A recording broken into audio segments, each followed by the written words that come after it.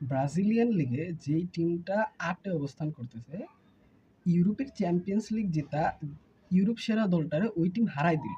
মানে club world কাপটাতে এমনিতে দর্শক খরা অনেক গরম, তার মধ্যে এইরকম রোমাঞ্চ মানে এটা রাখার মতো না। কই রাখবে দর্শকরা যারা খেলা দেখতে গেছিল জাস্ট সকালে, আর যারা টিভিতে খেলা দেখছে বা ইয়েতে খেলা দেখছে, সকালে যখন লাইন আপটা দিল 6:30টার দিকে আমি লাইন আপটা দেখলাম। দেখলাম যে নুনো মেন্দিস নাই, আর ওইদিকে দেমবেলে নাই, ওইদিকে গঞ্জালো রামোস খেলতেছে, আর নুনুর বদলে ওইদিকে লুকাস হার্নান্দেজ খেলায় খেলতেছে। ওইটা দেখে আমি রেখে দিছি। আজকে পিএসজি ম্যাচ, পিএসজি ইন্টার মিলানকে চ্যাম্পিয়ন্স লিগের ফাইনালে ৫টা গোল দিল। যেই ইন্টার মিলান বার্সেলোনা এই বছরের বেস্ট টিম বললেও কেউ ডিনাই করবে না, অস্বীকার করবে না। ইভেন রিয়াল মাদ্রিদও না। রিয়াল মাদ্রিদের ৪বার তারা হারাই দিছে এই এই গত সিজনে।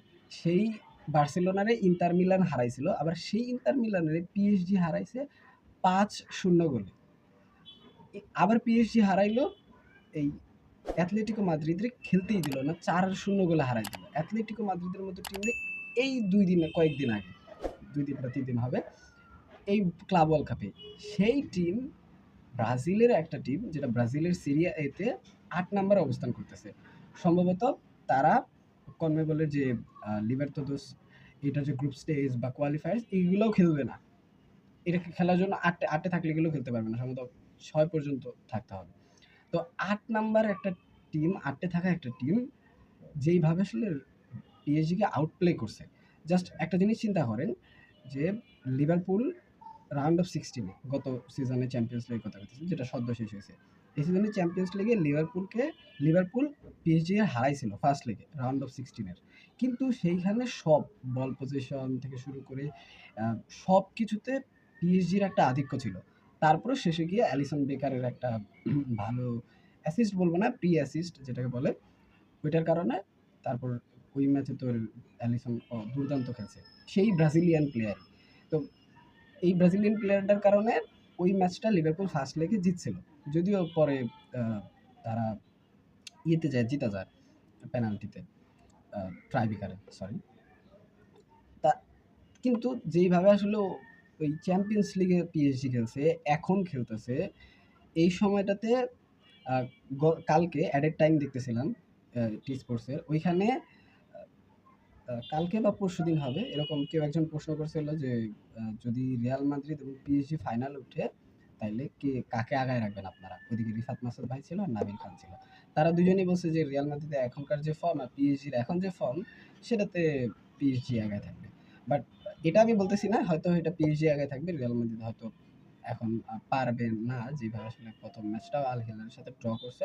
যদি ওইখানে একটা অনেক ভালো একটা সুযোগ ছিল, ফেতে ভালভার্দে এটা একটু একটু মিস করে ফেলছে। একটা পেনাল্টি থেকে গোল করতে পারলে ম্যাচটা জিতে যেতে হতো। তো যাই হোক, সেটা ভিন্ন। কিন্তু পিএসজির এখনকার ফর্মটা বুঝাইতেছে, মানে এটা তারা বোঝায় যে পিএসজি এখন কোন ফর্মে আছে।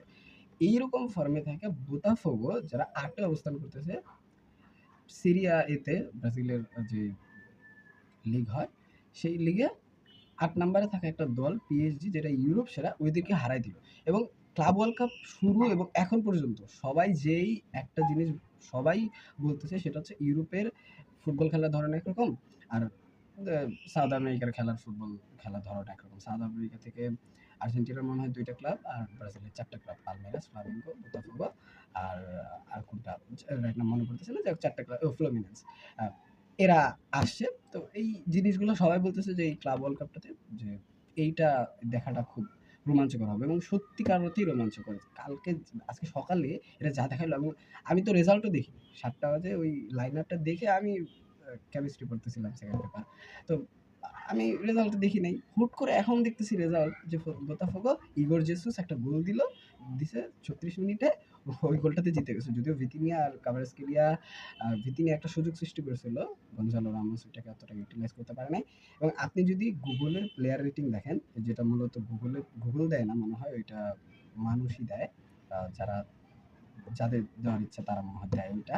আমি এটা সঠিক জানি না, তবে গুগলে যে প্লেয়ার রেটিংটা দেখায়, মানে ওই রেটিংয়ে সর্বোচ্চ প্লেয়ার রেটিং ওই পিএসজির, সেটা হচ্ছে 3.9, ভিতিনিয়া আর কাভারাস্কেলিয়ার। আর যেটা সর্বনিম্ন বোতাফোগোর প্লেয়ারে সেটা 3.9। তো মানে এটা দ্বারা বোঝা যায় কি পরিমাণ আউটপ্লে করে দিয়েছিল এই পিএসজি রে। এবং এটার মূল কারণ আমার কাছে মনে হয় যে পিএসজির ফর্ম না, এই গরমের কারণে।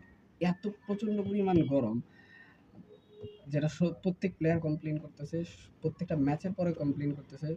জাস্ট এগুলোর কারণে সম্ভবত এরকম একটা জিনিস, বাট খুবই রোমাঞ্চকর। আরো যত আগাইতে থাকবে হয়তো আরো ক্লাব ওয়ার্ল্ড কাপটা ভালো হইতে থাকবে। Thank you.